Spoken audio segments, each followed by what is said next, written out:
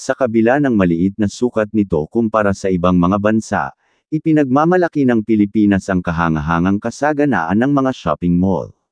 Ang mga mall na ito ay nagsisilbing mga social hub. Pumupunta ang mga Pilipino sa mga mall para sa pagpapahinga at paglilibang, naghahanap ng pahinga mula sa mataong lugar sa lungsod at sa tropikal na klima. 10 pinakamalaking mall ngayon sa Pilipinas. 10. Ayala Center Cebu. Ito ang unang Ayala Mall na matatagpuan sa labas ng Metro Manila. Nagbukas ito noong November 1994. Sa loob ng mahigit 20 taon, ito ang nag-iisang Ayala Mall na nagdala ng salitang Ayala sa pangalan nito hanggang sa magbukas ang Ayala Mall Seren noong March 2015. Ang magandang landscape na Ayala Center Cebu ay numero 10 sa mga pinakamalaking mall sa Pilipinas na may kabuuang retail area na 245,000 square miles. Ang mall ay nasa gitna ng Cebu Business Park Complex at tumatanggap ng humigit kumulang 100,000 tao araw-araw. Siyam. Glorieta. Ang mall ay nahahati sa 5 seksyon pinangalanang Glorieta 1 hanggang 5, at naglalaman ng maraming mga tindahan at restaurant, pati na rin ang mga sinehan, gym, arcade at isang malaking central activity center, na kadalasang ginagamit sa pagtatanghal ng mga kaganapan. Ang mall ay pag-aari ng Ayala Land at pinamamahalaan sa pamamagitan ng subsidiary nito, ang Ayala Malls. Ang complex ay naglalaman ng higit sa 400 shops comprising local and international brands, restaurants, cinemas, entertainment, isang hotel, mga opisina ng BPO, at mga kondo ay nakatayo din sa loob ng complex. 8. Greenbelt. Ito ay binuksan noong 1988 at isa sa mga pangunahing proyekto ng Ayala Corporation. Nag-aalok ang mall ng pinaghalong mga high-end na retail shop, restaurant, amenities, at entertainment. Sa kasalukuyan, ang mall ay may 5 seksyon, bawat isa ay may sariling estilo at features, 2 nakapaloob na lugar, 2 gusali na may open-air shopping area, at Greenbelt 5, na binuksan noong 2007. 7. SM City Cebu. Ito ang unang shopping mall ng kumpanya sa Pilipinas sa labas ng Metro Manila at ang ika-5 pinakamalaking SM shopping mall sa Pilipinas. Mayroon itong land area na 11.8 hectares, o 29 acres, at gross floor area na 268,611 square meters, o 2,891,300 square feet.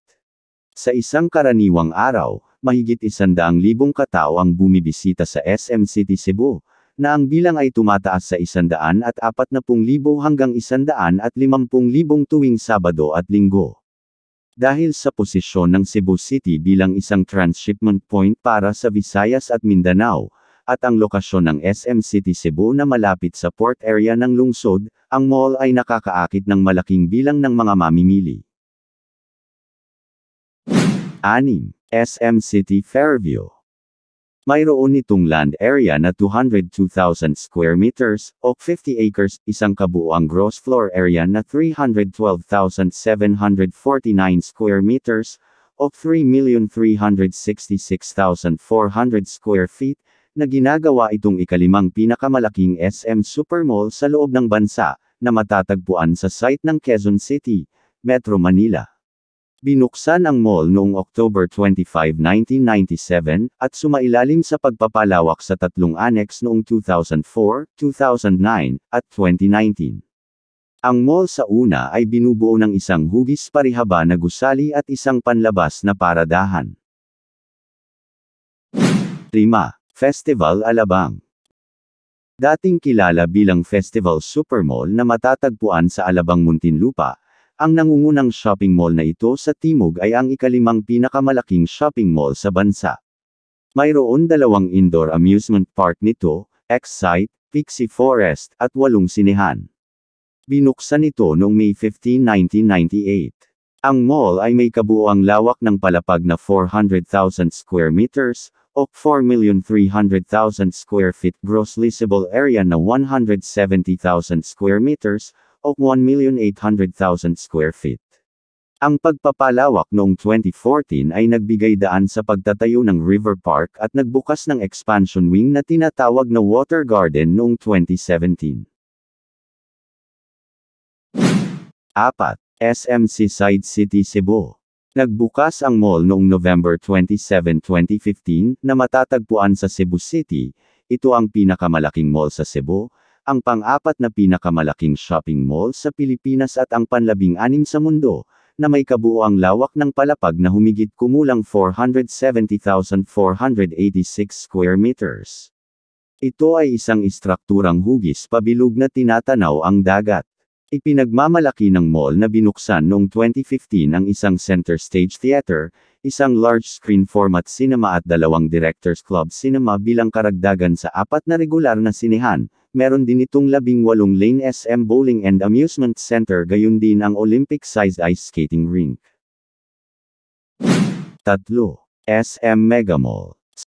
Sa loob ng 17 taon, hawak ng SM Mega Mall ang titulo bilang pinakamalaking mall sa bansa hanggang sa ito ay malampasan. Ngayon ay isa na ito sa ikatlong pinakamalaking shopping mall sa Pilipinas at ang ika-13 sa pinakamalaki sa mundo.